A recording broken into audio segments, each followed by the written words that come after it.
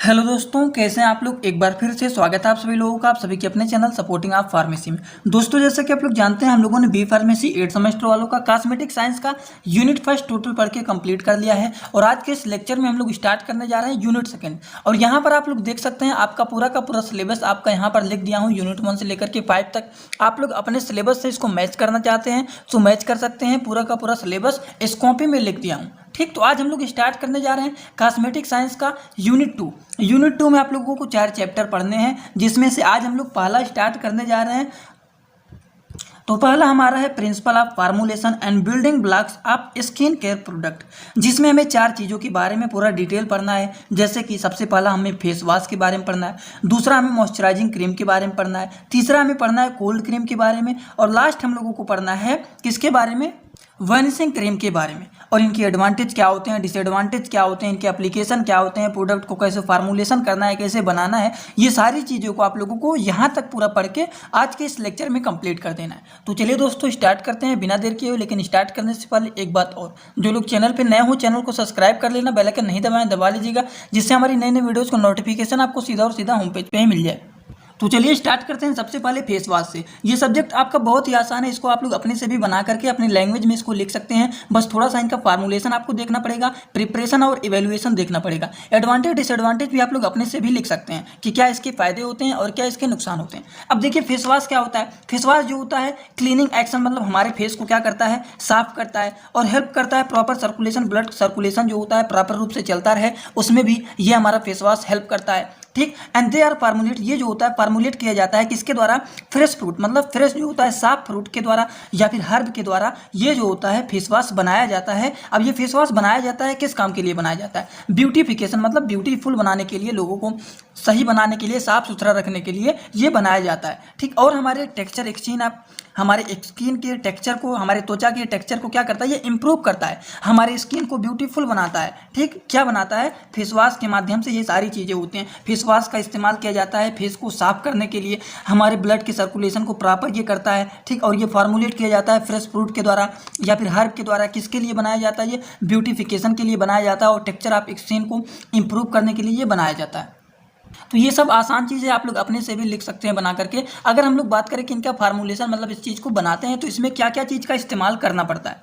कोई भी चीज़ बनाते हैं, जैसे मान लीजिए हमको चाय बनाना है, चाय बनाना है, एग्जाम्पल स्टार्ट कर देता हूँ जिससे आपको पता चल जाए जो काम आप लोग डेली करते हैं। जैसे आप चाय बनाते हैं तो उसमें क्या क्या डालते हैं, अदरक डालते हैं, पहले तो चीनी और चाय पत्ती हो गया, अदरक डाल देते हैं, इलायची भी डाल देते हैं तो और भी अच्छा बनता है। ठीक, तो ये सारी चीज़ों का मिक्स करके हम लोग चाय बनाते हैं। तो इसी तरीके से फेस वॉश बनाने के लिए हमें कुछ चीज़ों की आवश्यकता पड़ता है, जैसे कि सल्फ्यूरिक एसिड, ग्लिसरीन हो गया, सोडियम लोरेन सल्फेट हो गया। ठीक, और क्या होता है, प्रोपिलीन ग्लाइकोल हो गया और पिपरामिंट ऑयल। इन चीज़ों के मिक्स करके हम लोग बनाते हैं, क्या बनाते हैं, फेस वॉश बनाते हैं। अब इसको कैसे बनाया जाता है, ये प्रिपरेशन में पूरा का पूरा लिखा गया है कि सबसे पहले क्या करते हैं, कार्बोपाल जो होता है 1940 जो होता है, इसको डिस्पर्स करना चाहिए डिस्टिल्ड वाटर में। फिर बीकर को क्या करना चाहिए, रखना चाहिए साइड में, इंसोल करना चाहिए।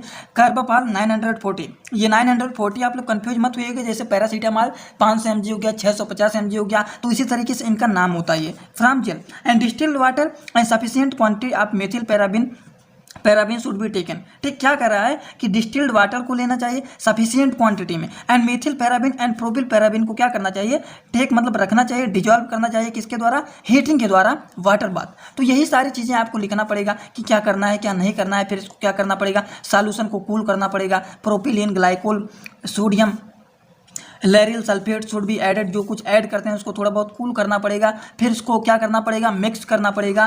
ठीक, तो यही सारी चीज़ें आपको प्रिपरेशन में लिखना पड़ता है और ज़्यादा कुछ करने की आवश्यकता नहीं। अब इनके इवैल्यूएशन में क्या क्या चीज़ें आती हैं, बहुत तेज़ी से नोट्स बनाए हैं, इसको आप लोग थोड़ा बहुत देखते रहिएगा, क्योंकि जल्दीबाजी में बनाया तो राइटिंग थोड़ा सा इसका खराब हो गया। ठीक, इवैल्यूएशन की बात करें तो क्या क्या होता है, रियोलॉजिकल कैरेक्टरिस्टिक्स होता है, इसमें डिटर्मिनेशन ऑफ पीएच का डिटर्मिनेशन होता है, विस्कोसिटी का डिटर्मिनेशन होता है, स्प्रेडेबिलिटी होता है, डिटर्मिनेशन ऑफ फार्मुलेशन का, वॉशेबिलिटी होता है। ठीक, स्टेबिलिटी ऑफ स्टडी होता है, एसिलरेटेड स्टडी ऑफ होता है, स्टेबिलिटी स्टडी होता है, एंड एक्टिव ड्रग कंटेंट होते हैं। तो बस इतना पॉइंट आपको तैयार कर लेना है। इवैल्यूएशन में 8 पॉइंट होते हैं। अब इनके एडवांटेज क्या होते हैं, जैसे कि मान लीजिए हम लोग फेस वॉश डेली इस्तेमाल करते हैं, अब फेस वॉश डेली लगाते हैं तो इनके क्या क्या फायदे होते हैं और क्या क्या नुकसान होते हैं वो जान लेते हैं। जैसे कि एडवांटेज और डिसएडवांटेज।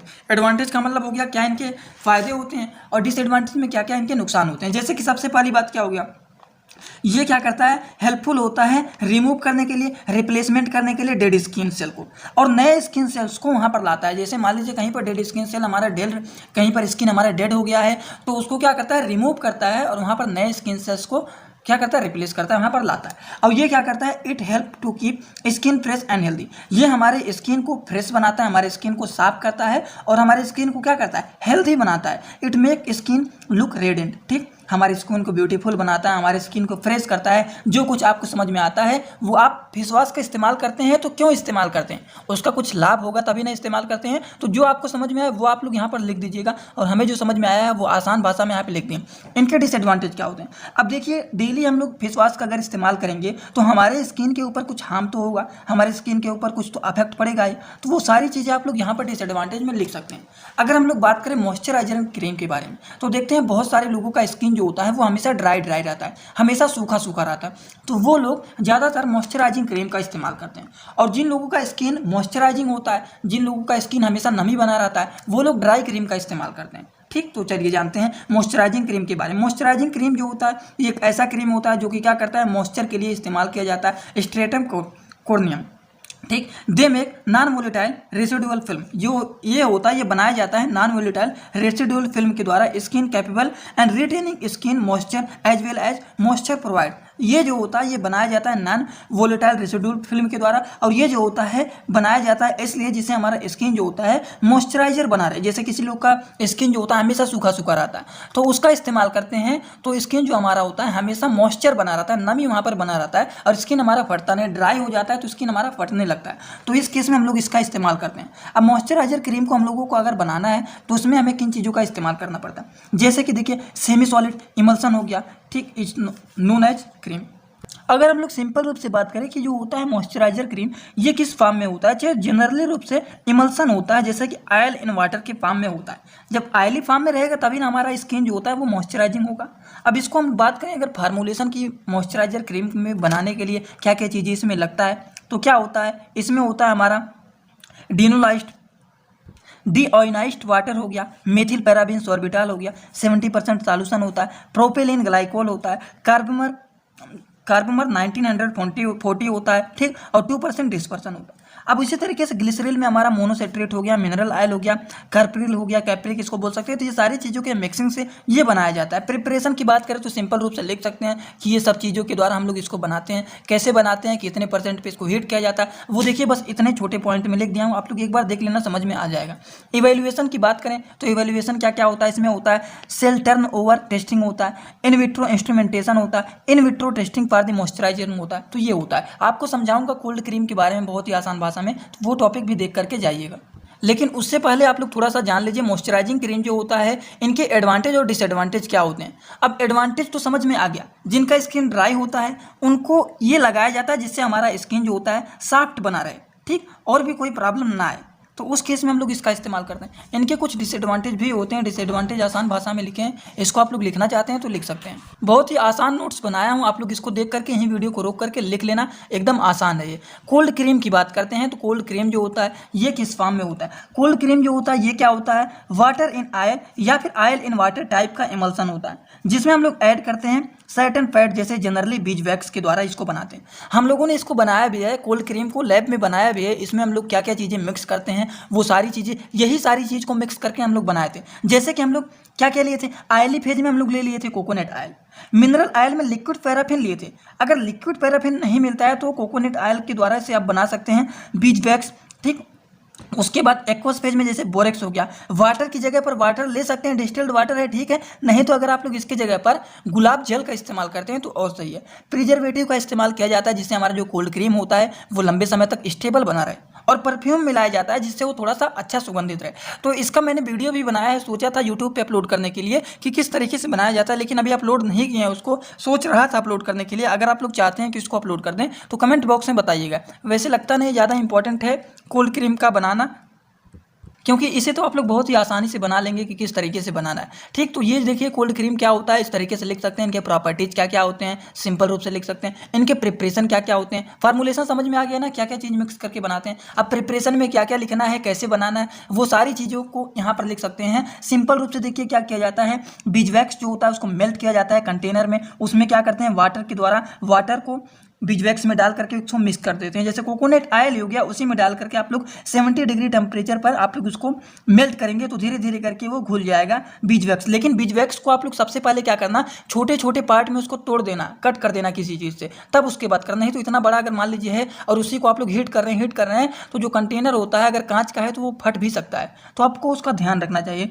उसके बाद ऐड करेंगे उसमें हम लोग मिनरल वाटर को। दिस मिक्सचर ऑयली फेज, ये जो मिक्सचर होता है हमारा ऑयली फेज में होता है। फिर वाटर जो होता है हीट होता है अनदर कंटेनर में, एक अनदर कंटेनर में हम लोग वाटर को हीट करते हैं सेम टेम्परेचर मतलब 70 डिग्री सेल्सियस पर, एंड एडेड, फिर उसमें हम लोग ऐड करते हैं बोरेक्स को। एंड दिस मिक्सचर, ये जो मिक्सचर हमारा होता है ये एक्वस फेज होता है। ठीक, मिक्सचर भी जो हमारा है एक्वस फेज वाला, ये क्या होता है, स्लोली हम लोग ऐड करते हैं किसके द्वारा, स्टीयरिंग के द्वारा फ्रॉम दी क्रीमी इमल्सन में। ठीक, मतलब बीजवैक्स में धीरे धीरे करके बोरेक्स को डालते हैं, उसको क्या करते हैं, मिक्स करते रहते हैं।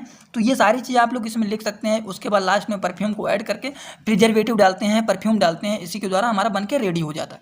ये हो गया। अब कोल्ड क्रीम के इवेल्युएशन क्या क्या होते हैं उसको भी थोड़ा सा जान लीजिए कि इनके इवेल्युएशन क्या क्या होते हैं। इवेल्युएशन में इसमें बहुत सारी चीज़ें आते हैं, जैसे कि हमारा डाइसॉल्बिलिटी टेस्ट हो गया, डाइल्यूशन टेस्ट हो गया, पीएच ऑफ क्रीम हो गया, फिजिकल स्टेबिलिटी हो गया, अपीयरेंस हो गया, होमोजेनिसिटी हो गया, इरिटेंसी टेस्ट हो गया, रब आउट इमोलियंसी हो गया, non volatile matter 105 degree Celsius, ये हो गया।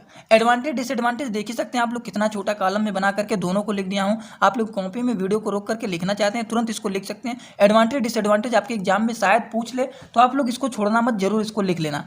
अब देखिए इसके बारे में बात करते हैं वेंसिंग क्रीम के बारे में। वेंसिंग क्रीम को हम लोग डे क्रीम भी कहते हैं, इसको डे क्रीम नाम से भी जाना जाता है, as they are applied day time, जो कि डे टाइम में इसको अप्लाई किया जाता है। ठीक, मतलब दिन में इसको अप्लाई किया जाता है, रात में नहीं लगाया जाता है। This cream provide emollient and protective action to the skin against environmental condition. जैसे हम लोग बाहर जा रहे हैं, वहाँ पर बहुत प्रकार के प्रदूषण हम एकदम घूमते रहते हैं, बैक्टीरिया वायरस हमेशा घूमते ही रहते हैं।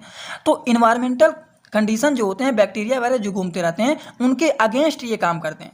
और ये दिन में लगाया जाता है, रात में सोने से पहले इसको धुल लिया जाता है। ठीक, तो बाहर जो बहुत सारे फॉरेन बैक्टीरिया उड़ रहे हैं तो उसको ये कंट्रोल करने के लिए इसको इस्तेमाल किया जाता है। इनके प्रॉपर्टीज क्या होते हैं आप लोग लिख सकते हैं। प्रॉपर्टीज में जैसे क्या लिख सकते हैं, it should have a high melting point, इनके क्या होते हैं, हाई मेल्टिंग पॉइंट होने चाहिए, ये प्योर व्हाइट कलर में होने चाहिए, और ये क्या होते हैं, पोसेस वेरी स्लाइट ऑर्डर होते हैं, have less amount of iodine. Vanishing cream जो होता है सिंपल रूप से जान लीजिए, ये दिन में लगाने वाला क्रीम होता है, दिन में अप्लाई किया जाता है। ये इसलिए लगाया जाता है दिन में, जैसे हम लोग दिन में बाहर इधर उधर चलते रहते हैं तो उस केस में फॉरेन बैक्टीरिया वायरस जो बाहर घूमते रहते हैं एनवायरनमेंट में, उनसे बचाने के लिए इस क्रीम का इस्तेमाल करते हैं। रात में सोने से पहले इसको हम लोग धुल देते हैं। ठीक, फार्मूलेशन की बात करें कि इसमें क्या क्या चीज़ें मिक्स होते हैं, तो मेन इंग्रेडिएंट जो होते हैं वो क्या होते हैं, स्टेरिक एसिड होते हैं, ह्यूमेक्टेंट होते हैं। ह्यूमेक्टेंट में जैसे ग्लिसरीन हो गया, सॉर्बिटॉल हो गया, प्रोपिलीन ग्लाइकोल हो गया, ये सारी चीज़ें इसमें होते हैं। एल्कलीस में हमारा पोटेशियम हाइड्रेट हो गया, सोडियम हाइड्रेट हो गया, कार्बोनेट अमोनिया हो गया, ये सारी चीज़ें। और इसमें क्या होता है, लास्ट हमारा इमल्सिफाइंग एजेंट होते हैं, प्यूरिफाइड वाटर होता है, प्रिजर्वेटिव को भी मिक्स करते हैं, जिससे हमारा जो ये वेंसिंग क्रीम है ये भी स्टेबल लंबे समय तक बने रहे। ठीक, और परफ्यूम, इन सभी चीज़ों के द्वारा हम लोग इसको बनाते हैं। अब प्रिपरेशन में ये सारी चीज़ें लिख करके थोड़ा बहुत इसको अपने तरीके से बना करके प्रिपरेशन में लिख सकते हैं। बात करें इनका इवेल्युएशन क्या होता है, इवेल्युएशन किस तरीके से लिखेंगे, तो इसमें क्या होता है, डिटर्मिनेशन होता है ऑर्गेनोलेप्टिक प्रॉपर्टीज का, डिटर्मिनेशन होता है पीएच का, डिटर्मिनेशन होता है होमोजेनिसिटी का, डिटर्मिनेशन होता है स्प्रेड एबिलिटी का, ठीक, डिटर्मिनेशन होता है वेटनेस का, डिटर्मिनेशन होता है टाइप ऑफ स्मीयर का, और क्या होता है, डिटर्मिनेशन होते हैं इमोलियंसी एंड डिटर्मिनेशन ऑफ विस्कोसिटी। अब देखिए सब में डिटर्मिनेशन लग रहा है तो आपको याद नहीं करना है, आपको डिटर्मिनेशन जान लेना है, इवेल्युएशन में लगाना है बस। ऑर्गेनोलेप्टिक प्रॉपर्टीज हो गया, पीएच हो गया, होमोजेनिसिटी हो गया, स्प्रेड एबिलिटी हो गया, वेटनेस हो गया, टाइप्स ऑफ स्मीयर हो गया, इमोलियंसन एंड विस्कोसिटी हो गया। बस सबके आगे डिटर्मिनेशन लगाना है। और इनके एडवांटेज डिसएडवांटेज क्या होते हैं, वीडियो को रोक करके तुरंत आप लोग इसको लिख लेना।